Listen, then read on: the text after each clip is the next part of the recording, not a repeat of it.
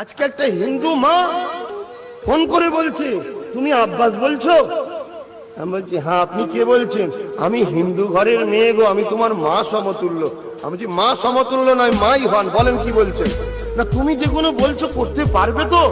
আমি বলছি আপনি আশীর্বাদ করুন। এবার এই যে আশীর্বাদ করুন বললাম, একটা মোল্লা শুনে ফতোয়া দেবে, একটা মোল্লা শুনে ফতোয়া দেবে। আরে সে যে ভাষাটা বোঝে সে ভাষা যদি না বলি সে তাহলে বুঝবে কি করে আমার কাছে কি চাইলো? কিন্তু এটা শুনে এটা মোল্লা ফতোয়া দেবে না, দেবে না? আর যে মোল্লা ফতোয়া দিচ্ছে সে মাদ্রাসার টাকা তুলে খায়, মসজিদের টাকা তুলে খায়, যাকাত এতিমের পয়সা ঝেড়ে খায়, তার বেলা ফতোয়া নেই।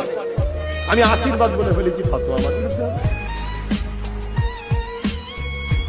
তার আজকে সেই গলা ভাষা, গলার আওয়াজ থেকে বুঝে যায় যে মানুষ তখন থেকে কাঁদছে, তার কাঁদো কাঁদো স্বর থেকে আওয়াজ এসছে, সে যে ভাষায় ডাকে যে প্রভু তোমার ভালো করুক।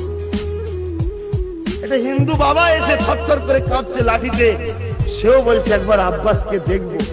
জলসা থেকে যাচ্ছে অনেক জায়গায়, ঠাকুরমা বয়সী বিধবা মানুষ সাদা কাপড় পরে গলায় জবের মালা লাঠির উপরে দিয়ে দাঁড়িয়ে আছে।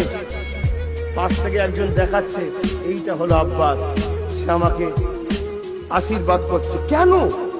কেন সবার মুখে একটাই কথা, এরকম একটা মানুষ চেয়েছিলাম যে মানুষটা পিছিয়ে পড়া মানুষের কণ্ঠ আওয়াজ তুলবে।